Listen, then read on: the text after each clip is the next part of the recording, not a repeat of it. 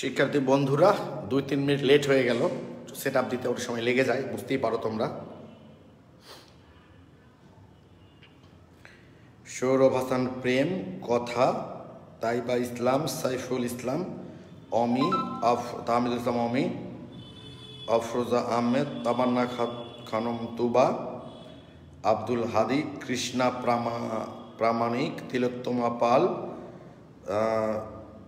কি লিখছ, বিশ্বক ইসলাম দিয়া, কি লিখছ গো, বিশাখা, মেহজাবিন সরকার, কৃষ্ণা প্রামাণিক, ভালো আছি ভাইয়া, আরিয়ান আহমেদ,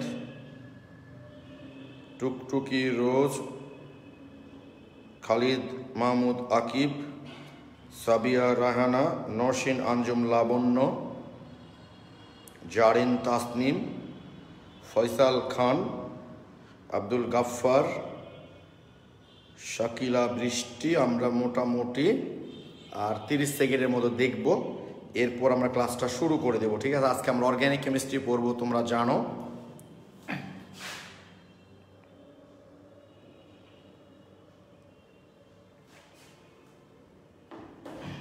ওকে, আমরা একটু বয়ার সেট আপটা করে নিই। হ্যাঁ, বয়ার ডিস্টার্ব করে, এই জন্য আমরা একটু করে সেট আপ করি আর কি।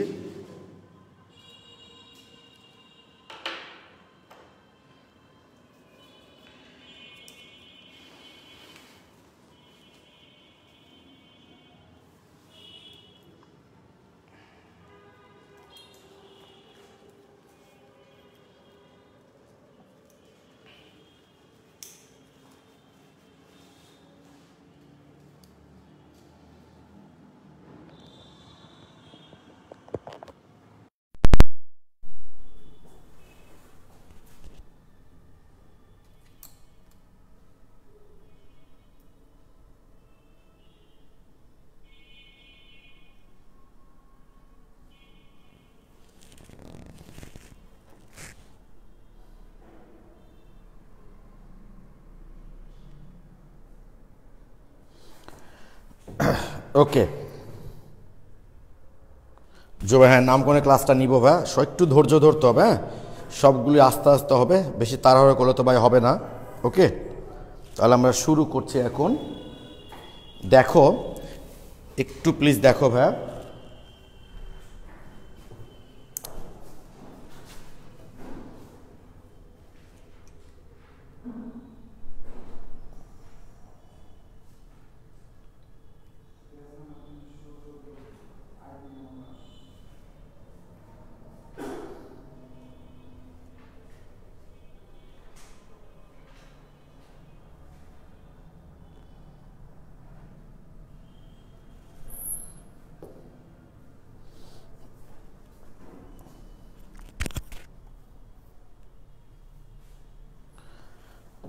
ওকে দেখো আমাদের জৈব যৌগের মোটামুটি ছোট ছোট কিছু বিষয় ছিল, সেটা আজকে আমরা শেষ করব। এবার আমরা যেটা করব সেটা ডেক্রন বা টেরিলিন, যে পলিমারটা আমরা তৈরি করব সেটা হলো ডেক্রন বা টেরিলিন। ডেক্রন বা টেরিলিন বলি আমরা, টেরিলিন, ডেক্রন বা টেরিলিন। তোমরা পেজ নাম্বারটা বের করবা তোমাদের বইয়ের, ডেক্রন বা টেরিলিন পেজ নাম্বার 255 নম্বর পেজে দেখো ভাই, একটু 255 নম্বর পেজে, ঠিক আছে? 255 নম্বর পেজে। তো তোমরা আমাকে একটু নিশ্চয়ই বুঝতে পারছো, OH CH2 OH, এইটা হলো আমাদের ইথিলিন গ্লাইকল। ওকে, এই ইথিলিন গ্লাইকলের সাথে যদি আমরা টেরিথেলিক অ্যাসিড, টেরিথেলিক অ্যাসিড মানে এই যে এটা টেরিথেলিক অ্যাসিডের সংকেত ভাই। আচ্ছা, কত দূর পর্যন্ত দেখা যাচ্ছে একটু দেখে নি। আমার মনে হয় আরেকটু ডানে লিখলে প্রবলেম হবে না, তাই না? না, ঠিকই আছে, আর বেশি ডানে যাওয়া যাবে না। এর সাথে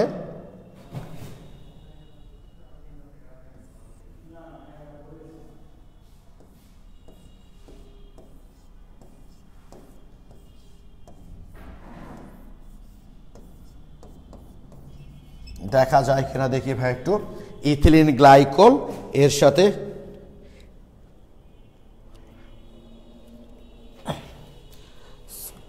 আচ্ছা এর সাথে আমাদের ইথিলিন গ্লাইকল এর সাথে টেরিথ্যালিক অ্যাসিড, এটা হলো ইথিলিন গ্লাইকল, এটা হলো ইথিলিন গ্লাইকল, আর এটা ভাই টেরিথেলিক অ্যাসিড, টেরিথেলিক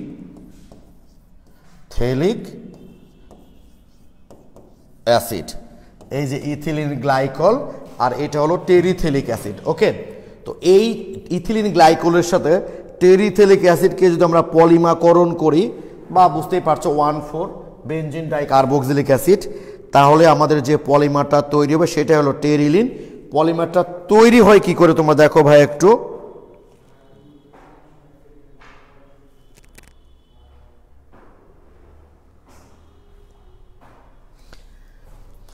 তার মানে এইটা আছে, একটু কল্পনা করো ভাই, নাইলন 6,6 এর মতো। নাইলন 6,6 কি করছিলাম, এইটা ওর পাশে যদি এরকম একটা থাকে তাহলে কি হবে খেয়াল করো তো ভাই, তোমরা একটু জাস্ট একটু খেয়াল করবা তোমরা। সেইটা হলো এই যে ধরো এই যে ইথিলিন গ্লাইকল, এর পাশে টেরিথেলিক অ্যাসিড, তার পাশে, তাহলে ব্যাপারটা কি ঘটবে একটু খেয়াল করো তোমরা।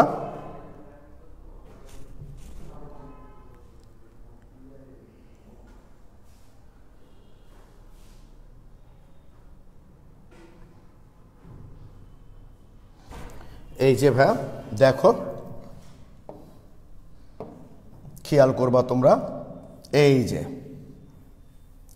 এই ওয়েসটা পানি আকারে বের হয়ে চলে যাবে, আবার পাশে কি থাকবে এইস, তার পাশে আরেকটা কি থাকবে ওয়েস। এভাবে গেলে আমাদের কি হবে দেখো তো ভাই একটু, এটা একটু খেয়াল করবা তোমরা। তাহলে এই যে ও CH2 ও সি,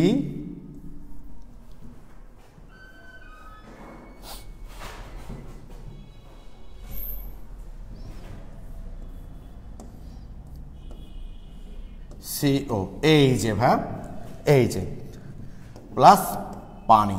খেয়াল করো তোমরা, এটা একটু খেয়াল করো ভাইয়া তোমরা প্লিজ।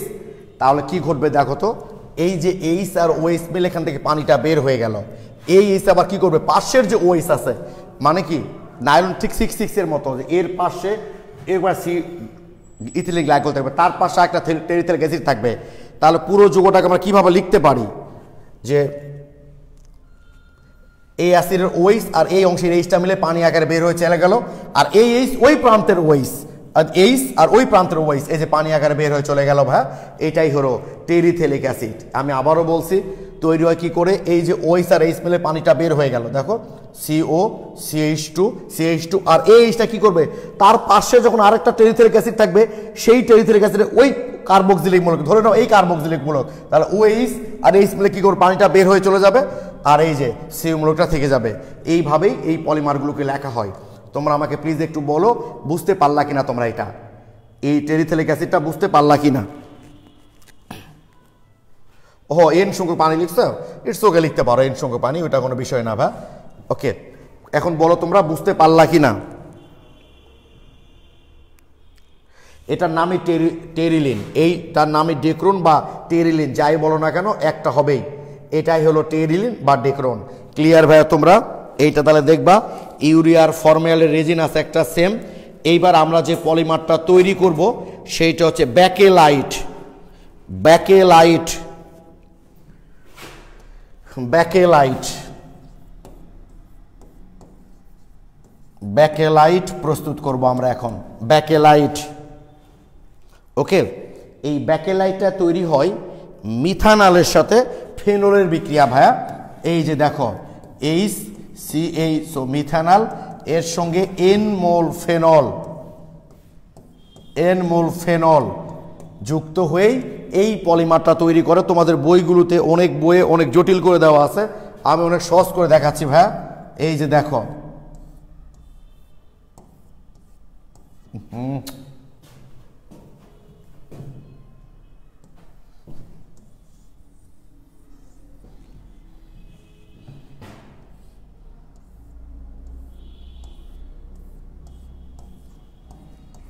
এই যে OH CH2 OH CH2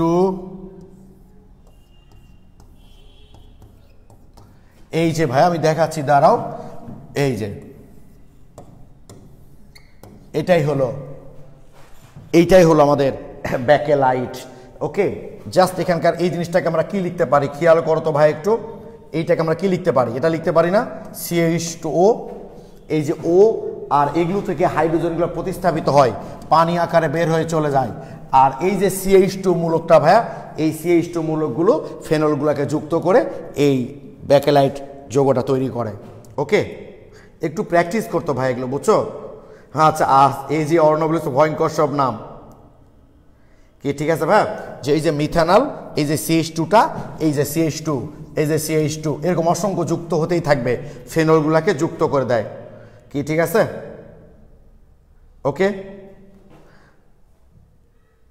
হ্যাঁ তিলোত্তমা পাল, কি সুন্দর। হ্যাঁ ভাইয়া, কথা বুঝতে পারছো ভাই? এই যে মিথানলটা কি করলো ভাইয়া বলতো, ফেনলগুলোকে যুক্ত করলো কি দিয়ে, এই CH2 দ্বারা। এই যে মিথানল থেকে সেই CH2টা চলে আসে। ওকে,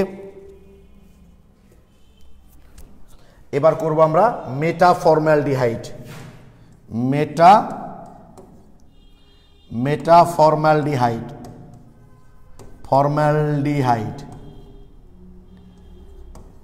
মেটাফর্মালডিহাইড বা ট্রাইঅক্সান, মেটাফর্মালডিহাইড বা ট্রাইঅক্সান, এগুলো একটু প্র্যাকটিস করতে ভাইয়া, বুঝছো?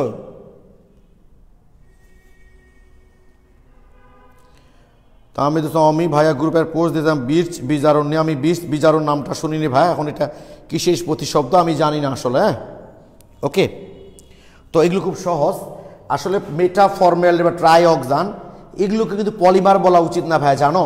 এগুলোকে বলা উচিত ট্রাইমার, এগুলোকে ট্রাইমার বলা উচিত। জাস্ট উচ্চ তাপ এবং চাপ দিয়ে আমরা এই যে CH2O, এই যে মিথানল, এটা মিথানল না, দেখো তো এই জিনিসটাকে জাস্ট আমি এভাবে লিখেছি, উচ্চ তাপ এবং চাপ দ্বারা এই যে 3 মোল মিথানল পরস্পরের সঙ্গে যুক্ত হয়ে এই যৌগটা তৈরি, ঠিক বেনজিনের মতো। দেখো একটা CH2 একটা O, একটা CH2 একটা O, একটা CH2 একটা O, একটা CH2, এই যে হয়ে গেল।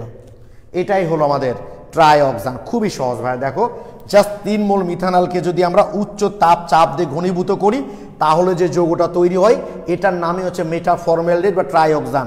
যৌগটা গঠন করা খুবই সহজ, জাস্ট 3 মোল CH2 আছে না, জাস্ট এই যে CH2O একটা, আবার CH2 একটা, ঠিক বেনজিনের মতো। বেনজিনের 6 কোণায় 6টা কার্বন আছে, আর এখানে কি করবা 6 কোণায় 1 কোণায় একটা, 3 কোণায় 3টা কার্বন আর 3টা অক্সিজেন, মানে একটা CH2 একটা O, একটা CH2 একটা O, এইভাবে যুক্ত করবা তাহলে হয়ে গেল।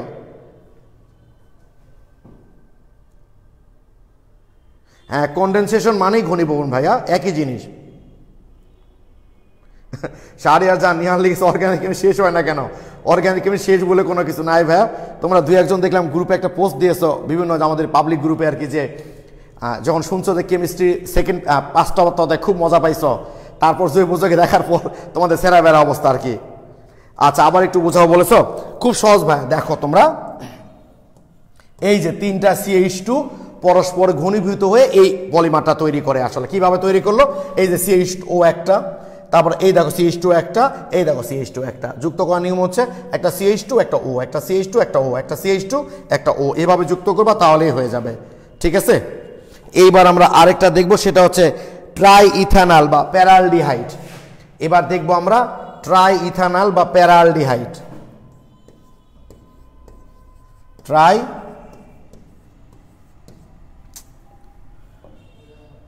ইথানল বা প্যারালডিহাইড,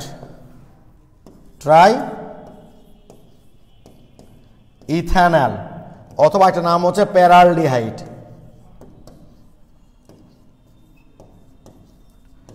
ট্রাইইথানল বা প্যারালডিহাইড। আমি তো কালকে পোস্ট দিয়েছি ভাই যে আজকে তোমাদের অর্গানিক কেমিস্ট্রি পড়াবো, সামনে ক্লাসে তোমাদের গতদিন যে পড়াগুলো ছিল সেগুলো আমি সলভ করব, ঠিক আছে? খুবই সহজ ভাই, জাস্ট এই মিথানলের জায়গায় কি হবে ইথানল। দেখো এখানে মিথানল ছিল না, শুধু ইথানল নিয়ে নাও, CH3, এই যে হয়ে গেল। তাহলে কি আসবে এখানে, তাহলে একটা করে H সরাই দাও, এখান থেকে H একটা করে সরাই দাও, H একটা করে সরাই দাও, দিয়ে সেখানে শুধু কি দিবা একটা করে CH3, এই যে CH3 হয়ে গেল। খুব সহজ, এখানে H ছিল, জাস্ট H এর জায়গায় কি দিলাম আমরা CH3। এটাই হলো ট্রাইইথানল বা প্যারালডিহাইড, ট্রাইইথানল বা প্যারালডিহাইড। কি ঠিক আছে? ক্লিয়ার ভাই? তোমরা আমাকে একটু বলো তো ভাই, এই যে ট্রাইইথানল বা প্যারালডিহাইড পলিমারটা বুঝতে পারছো না? আসলে আমাদের বইগুলোতে এগুলোকে প্যারালডিহাইড বলেছে, সরি পলিমার বলেছে, এগুলো কিন্তু পলিমার না ভাই, জানো ট্রাইমার, এটাও 3 অনুই লাগে, এগুলো ট্রাইমার বলে, এই জন্য ট্রাইইথানল লেখা আছে। কিন্তু তারা প্যারালডিহাইড এমসিকিউ দিতে পারে, প্যারালডিহাইড কার পলিমার? ইথানলের পলিমার। ট্রাইঅক্সান বা মেটাফর্মালডিহাইড কার পলিমার? তাহলে ফর্মালডিহাইডের পলিমার। ক্লিয়ার? আচ্ছা, থ্যাংক ইউ। সৌরভ হাসান প্রেম লিখেছো, ক্লিয়ার। কবির, জন কবির ক্লিয়ার। ফারজানা, রুমাকে দেখলে একটু রুমে প্র্যাকটিস করতে হবে ভাই, বুঝছো? আমি যতই ভালো পড়াই, যতই ভালো নাই দিলে যা ক্লিয়ার। পূর্ণিমা হক ক্লিয়ার। তাহমিদ ইসলাম অমি ক্লিয়ার। লাবণ্য ক্লিয়ার। তোমাদেরকে একটু রুমে প্র্যাকটিস করতে হবে। প্রান্ত মণ্ডল, তা না হলে হবে না ভাইয়া। এবার যে পলিমারটা আমরা করব এটা খুবই গুরুত্বপূর্ণ ভাইয়া, হেক্সামিন। খুব গুরুত্বপূর্ণ, এখান থেকে বেশ প্রশ্ন হয়। হেক্সামিন, এইবারের পলিমারটার নাম হচ্ছে হেক্সামিন। এটা খুব গুরুত্বপূর্ণ, দেখা যায় কি এই জায়গায় ভাইয়া, হেক্সামিন। আসলে এই হেক্সামিন আমরা সংক্ষেপে বলি, এর পুরো নাম হচ্ছে, এর পুরো নাম কিন্তু হেক্সামিথিলিন টেট্রামিন। Hexamethylene, hexamethylene tetraammine. এই হেক্সামিথিলিন, এই হেক্সামিনের পুরো নাম হচ্ছে হেক্সামিথিলিন টেট্রাঅ্যামিন। এই হেক্সামিথিলিন টেট্রাঅ্যামিনকে ভাইয়া আমরা সংক্ষেপে বলি হেক্সামিন। বুঝতে পেরেছো তোমরা? হেক্সামিন হচ্ছে হেক্সামিথিলিন টেট্রাঅ্যামিনের সংক্ষিপ্ত নামই হচ্ছে হেক্সামিন। এটার আণবিক সংকেত কি জানো? CH2 6N4। এটাই হলো আমাদের হেক্সামিন তৈরি করব আমরা। আসলে এগুলো বললাম না, পলিমার মানেই হচ্ছে অসংখ্য সংখ্যক। যখন আমরা একটা নির্দিষ্ট সংখ্যক যুক্ত করি ওইটাকে কিন্তু পলিমার বলা উচিত না। তোমরা এর আগে দেখেছো 3 মোল অ্যাসিটিলিন পরস্পর যুক্ত বেনজিন তৈরি করে, তাই আমরা অ্যাসিটিলিনকে বলেছিলাম বেনজিনের মনোমার, অর্থাৎ বেনজিন হচ্ছে অ্যাসিটিলিনের পলিমার। আসলে ওগুলো কিন্তু পলিমার না ভাই, জানো ট্রাইমার। বুটেক্স একবার একটা কোশ্চেন দিয়েছিল যে বেনজিন কার ট্রাইমার, আসলে ট্রাইমার। ঠিক এগুলোও কিন্তু ভাই, এগুলো তো আসলে ফিক্সড নির্দিষ্ট সংখ্যক, এগুলো পলিমার বলা উচিত না। তবে যা কিছু করার নাই, আমাদের বইগুলোতে এগুলোকে পলিমারই বলেছে। তাহলে হেক্সামিন, হেক্সামিনের আমরা সংক্ষেপে কি, সরি হেক্সামিথিলিন টেট্রাঅ্যামিন, হেক্সামিথিলিন টেট্রাঅ্যামিনকে আমরা সংক্ষেপে বলি হেক্সামিন। আর এর আণবিক সংকেত হচ্ছে CH2 6N4। ওকে, এইবার দেখো ভাইয়া এইটা আমাদের কিভাবে তৈরি হয়। এটা হচ্ছে মিথিলিনের পলিমার, মিথানলের পলিমার, অর্থাৎ এই যে 6 মোল মিথানল আর অ্যামিন যে 4টা, তাই 4 মোল অ্যামোনিয়া। 6 মোল মিথানল আর 4 মোল অ্যামোনিয়া পরস্পর যুক্ত এই যৌগটা তৈরি করে। যৌগটা দেখতে কেমন হবে একটু দেখো ভাইয়া তোমরা। এই যে এই যৌগটা গাঠনিক সংকেত CH2N, CH2N, CH2N, CH2।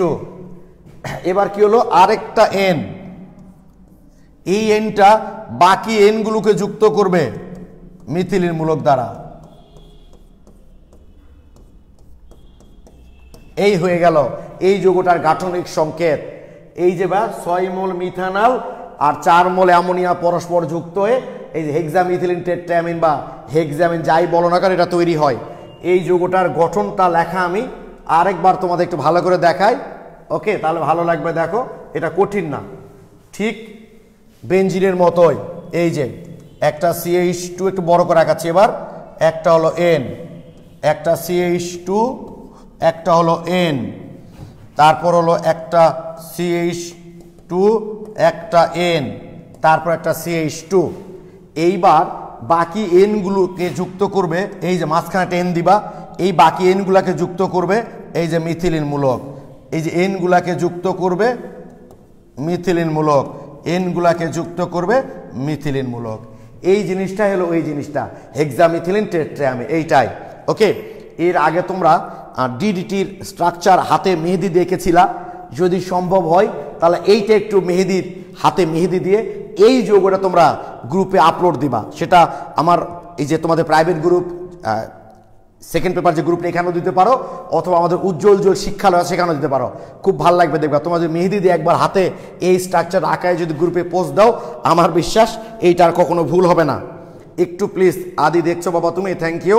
একটু বলো তো ভাইয়া তোমরা আমার এই জিনিসটা বুঝতে পারলা কি না, যে 6 মোল। আচ্ছা এখন সাথে পানি তৈরি হবে কয় মোল একটু দেখি আমরা। তাহলে পানি তৈরি হবে কয় মোল ভাইয়া? এই যে 6টা অক্সিজেন আছে, তার মানে অবশ্যই সাথে 6 মোল পানি তৈরি হবে। খুব সহজ কথা, একটা অক্সিজেন তৈরি করতে গেলে 1 মোল পানি লাগে। অক্সিজেন 6টা মানে খুব সহজেই বোঝা যায় 6 মোল পানি তৈরি হবে। ক্লিয়ার কিনা বলো?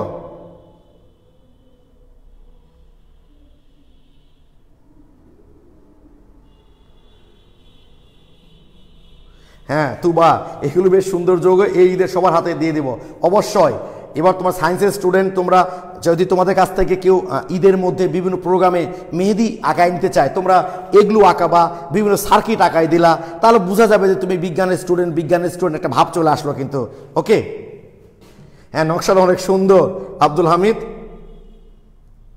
আচ্ছা নাই দিলে ভাই, মেয়েরা মেহেদি দিচ্ছে, আমরা কি তোমরা মেহেদি দিবা? মেহেদি খেলে মেয়েদের দেয়, এটা নির্দিষ্ট আছে না, কোথাও লেখা আছে না কোনো বই বা কোনো আইনের মধ্যে আছে নাকি শুধু মেয়েরা মেহেদি দিবে ছেলেরা দিবে না? শ্রাবণী আমার হাতে আটবে না কেন? তোমার হাত খুব ছোট নাকি? তাহলে চিকন করে দিবা, তাহলেই আটবে।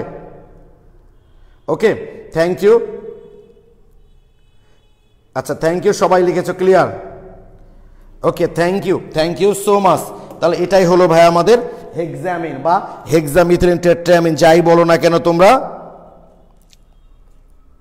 এখান থেকে তোমার সাইক্লোনাইট তৈরি করতে পারবা, মেলামাইন তৈরি করতে পারবা। এই মোটামুটি আমাদের বাকি যেগুলো আছে ভাইয়া সেগুলো সেম, যে দু একটা আছে আমাদের বই আরও, সেগুলো সেম, তোমরা এগুলো পারবা। এবার আমি একটু শুরুর দিকে চলে যাচ্ছি, ঠিক আছে? শুরুর দিকে যাচ্ছি।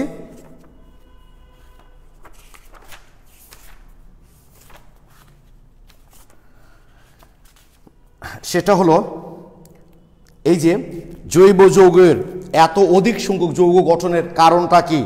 তোমরা জানো যে পর্যায় সারণীতে যতগুলো মৌল আছে, পর্যায় সারণীতে যতগুলো মৌল আছে চিন্তা করো ভাইয়া, বাকি সবাই মিলে মোটামুটি লাখখানেক যৌগ গঠন করে, আর কার্বন একাই গঠন করে প্রায় 1 কোটির কাছাকাছি জৈব যৌগ। তো এত বেশি, মানে কার্বন এত বেশি যৌগ গঠন করে কিভাবে? সেটা হলো কার্বনের দুটা গুরুত্বপূর্ণ বৈশিষ্ট্য আছে। সেটা একটা হলো ক্যাটেনেশন,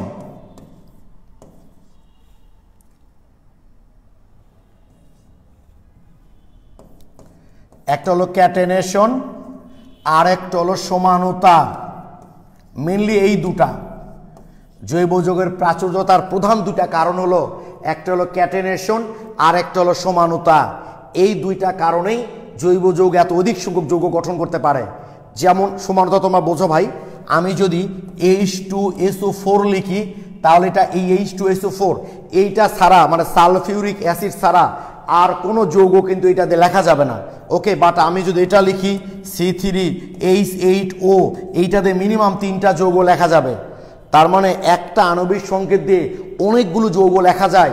এটা কার্বন ছাড়া অন্য যৌগগুলো তেমন একটা, অন্য মৌলের যৌগগুলো তেমন একটা গঠন করে না। এই জন্য জৈব যৌগ এত অধিক যৌগ গঠন করতে পারে। এইটা হলো সমানুতা। আরেকটা হলো ক্যাটেনেশন, অর্থাৎ কোন একটা মৌলের নিজ পরমাণুর সাথে যুক্ত হওয়ার যে ক্ষমতা, যেমন কার্বন, আরেকটা কার্বন, সে আরেকটা কার্বন, সে আরেকটা কার্বন, আরেকটা কার্বন, এদের সঙ্গে যুক্ত হতে পারে। দেখো এক কার্বন যুক্ত হতে পারে, আরেক কার্বন যুক্ত হতে পারে, আরেক কার্বন যুক্ত হতে পারে। এই যে কোন একটা মৌলের নিজ পরমাণুগুলোর সঙ্গে যুক্ত হওয়ার যে ক্ষমতা, সেই ক্ষমতাকেই বলি আমরা ক্যাটেনেশন। কোন একটা মৌলের নিজস্ব পরমাণুর সাথে যুক্ত হওয়ার যে ক্ষমতা, সেটাকেই বলি আমরা ক্যাটেনেশন। ওকে, তো কার্বন ছাড়া সিলিকন কিছুটা এরকম ধর্ম প্রদর্শন করে, এছাড়া অন্য কোনো যৌগ এই ধরনের ধর্ম প্রদর্শন করে না ভাইয়া। এই জন্য কার্বন এত অধিক সংখ্যক যৌগ গঠন করে। দেখো এক কার্বন আরেক কার্বনের সাথে যুক্ত একটা যৌগ হয়, আরেক কার্বনের সাথে যুক্ত আরেকটা যৌগ হয়, আরেক কার্বনের সাথে যুক্ত আরেকটা যৌগ হয়, আরেক কার্বনের সাথে যুক্ত আরেকটা যৌগ হয়। তো পর্যায় সারণীতে কার্বন ছাড়া আর বাকি যে মৌলগুলো আছে, আচ্ছা এগুলো হচ্ছে প্রথম দিকে আছে ভাইয়া 169 নাম্বার পেজ। আমি যেগুলো পড়াচ্ছি সেগুলোর পেজ নাম্বার হচ্ছে 169। ওকে, এগুলো আমাদের প্রথম থেকে বাকি ছিল, এখন পড়তে সুবিধা হবে। দেখো তাহলে কি বললাম আমরা, যে সমানতা তো বুঝে গেলাম যে একটা আণবিক সংকেত দ্বারা অনেকগুলো যৌগ লেখা যায়, এটা কার্বন ছাড়া আর অন্য কোনো যৌগের ক্ষেত্রে আরও সম্ভব হয় না। আর ক্যাটানেশন হচ্ছে একটা মৌলের নিজস্ব পরমাণুর সাথে যুক্ত হওয়ার যে ক্ষমতা, এটা কিছুটা খুবই অল্প পরিমাণ সিলিকনের আছে, আর পর্যায় সারণীর আর কোনো মৌলের এই ধর্মটা নাই, আসলে কার্বনের এই ধর্মটা আছে। এই ধর্মের নামই হচ্ছে ক্যাটানেশন, এবং এই ধর্মের কারণেই কার্বন এত অধিক যৌগ গঠন করে। এবং ক্যাটানেশনের ব্যাখ্যার জন্য দেখো ভাই, ক্যাটানেশন ব্যাখ্যা করার জন্য ফুলারিন বাকমিস্টার ফুলারিন ফুটবলের মতো দেখতে একটা বিশাল যৌগ গঠন করে, যেটা C60, অর্থাৎ 60টা কার্বন পরমাণু জাস্ট পরস্পরের সাথে যুক্ত হয়ে একটা ফুটবলের ন্যায় গোলাকার যৌগ গঠন করে, যাকে আমরা ফুলারিন বলে থাকি। ফুলারিনস যখন বলবে তখন এই টাইপের অনেকগুলো যৌগ আছে যাদের সমষ্টি, আর যখন শুধু ফুলারিন বলবে তখন তোমরা C60টাকে মনে করবা। কি ঠিক আছে, যে ক্যাটেনেশনের একটা উৎকৃষ্ট উদাহরণ হলো ফুলারিন, যে 60টা কার্বন পরমাণু পরস্পরের সঙ্গে যুক্ত হয়ে ফুটবল এনে একটা যৌগ গঠন করে, যার আণবিক সংখ্যা C60। এখানে যদি কার্বন ছাড়া আর কেউ নাই, শুধু কার্বনগুলোই যুক্ত হয়েছে, তাহলে ফুলারিনের আণবিক ভর কত হবে? 6×72 720, এবং এদের সংকরণগুলো হয় মাথায় রাখবা sp2। তাহলে এটা যেন মনে থাকে, কোনো সময় ক নাম্বার প্রশ্ন তোমাদের দিতে পারে ফুলারিন কি, তাহলে কি বলবা? 60টা কার্বন পরমাণু পরস্পরের সাথে যুক্ত হয়ে যে C60 অণুটা তৈরি করে তাকেই বলা হয় ফুলারিন। যদি এমসিকিউ দেয় এর আণবিক ভর কত? 720, সংকরণ কি? sp2। কি বুঝতে পেরেছো ভাইয়া? এই মোটামুটি আমাদের এই ছোট ছোট জিনিসগুলো আসলে বাকি ছিল, এগুলো আমরা কমপ্লিট করলাম। তোমরা দুই একজন বলেছো যে জৈব যৌগের শ্রেণী বিভাগটা, ভাইয়া শ্রেণী বিভাগটা কিন্তু খুবই সহজ। দেখো আমাদের জৈব যৌগ যেহেতু হয়ে গেছে, আমার মনে হয় না যে শ্রেণী বিভাগে তোমাদের আর কোনো প্রবলেম হবে। দেখো জৈব যৌগ মেনলি দুই প্রভাগে ভাগ করি আমরা, তাই না? দেখো আমরা যাচ্ছি আস্তে আস্তে। জৈব যৌগ আমাদের যেহেতু জৈব যৌগ শেষ, আমার ধারণা শ্রেণী বিভাগটাও শেষ। জৈব যৌগ মেনলি দুই প্রকার, একটা হলো মুক্ত শিকল, ঠিক আছে, আর একটা হলো বদ্ধ শিকল যৌগ। জৈব যৌগ হচ্ছে মেনলি দুই প্রকার, একটা হলো মুক্ত শিকল আর একটা হলো বদ্ধ শিকল, ঠিক আছে? মুক্ত শিকল তোমরা জানো দুই প্রকার, একটা হলো সম্পৃক্ত আর একটা হলো অসম্পৃক্ত। মুক্ত শিকল দুই প্রকার, একটা হলো সম্পৃক্ত আর একটা হলো অসম্পৃক্ত। অসম্পৃক্ত তোমরা জানো আবার দুই প্রকার, অসম্পৃক্ত হচ্ছে আবার দুই প্রকার, একটা হলো অ্যালকিন, এগুলো হয়ে গেছে ভাই, জাস্ট সাজিয়ে করা আর কি, এই অ্যালকিন, আর একটা হলো অ্যালকাইন। ওকে, তাহলে কি দেখলাম আমরা? জৈব যৌগ প্রধানত দুই প্রকার, একটা হলো মুক্ত শিকল, একটা হলো বদ্ধ শিকল। মুক্ত শিকল হলো দুই প্রকার, একটা হলো সম্পৃক্ত আর একটা হলো অসম্পৃক্ত। অসম্পৃক্ত হচ্ছে আবার দুই প্রকার, একটা হলো অ্যালকিন আর একটা হলো অ্যালকাইন। তাহলে আমার মুক্ত শিকলের পালা কিন্তু ভাই শেষ। এবার আসবো আমরা বদ্ধ শিকল। এটা হচ্ছে দুই প্রকার, একটা হলো কার্বোসাইক্লিক,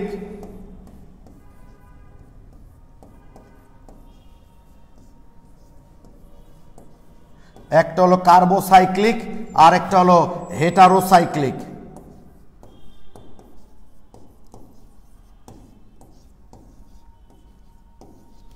কি ঠিক আছে? জৈব যৌগ মেনলি দুই প্রকার, মুক্ত শিকল, একটা হলো বদ্ধ শিকল। মুক্ত শিকল দুই প্রকার, সম্পৃক্ত অসম্পৃক্ত। অসম্পৃক্ত হলো দুই প্রকার, অ্যালকিন অ্যালকাইন কমপ্লিট। বদ্ধ শিকল হচ্ছে আবার দুই প্রকার, একটা হলো কার্বোসাইক্লিক আর একটা হলো হেটারোসাইক্লিক। কার্বোসাইক্লিক মানে তো ভাই বোঝো শুধুমাত্র কার্বন এবং হাইড্রোজেন ছাড়া আর কেউ নাই।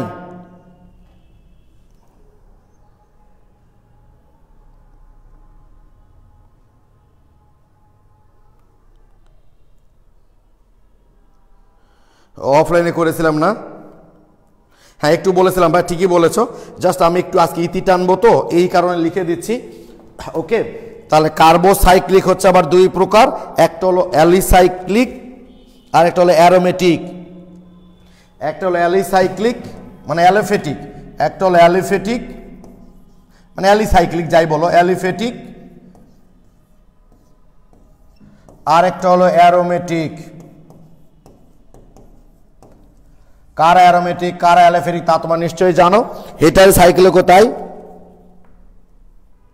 একটা হেটারো অ্যালোফেটিক একটা হেটারো অ্যারোমেটিক।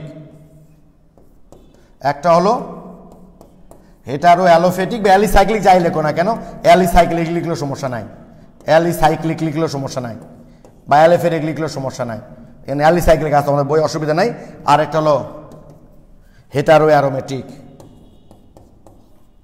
হেটারো অ্যারোমেটিকে বুঝে নিও লেখাগুলো, ঠিক আছে? এগুলো খুব কঠিন জিনিস না ভাই, এমনি আমরা মুখে মুখে বলতে পারি। দেখো আমরা যেহেতু আমরা জৈব যৌগ শেষ করেছি মুখে মুখে বলতে পারি। দেখো আমরা মুখে মুখে বলতে পারি। আমি বোর্ডটা অফ করে দিলাম, দাঁড়াও, বোর্ডটা আমি নিচে নামাই দিলাম। দেখো আমরা কিন্তু এটা মুখে মুখে বলতে পারি।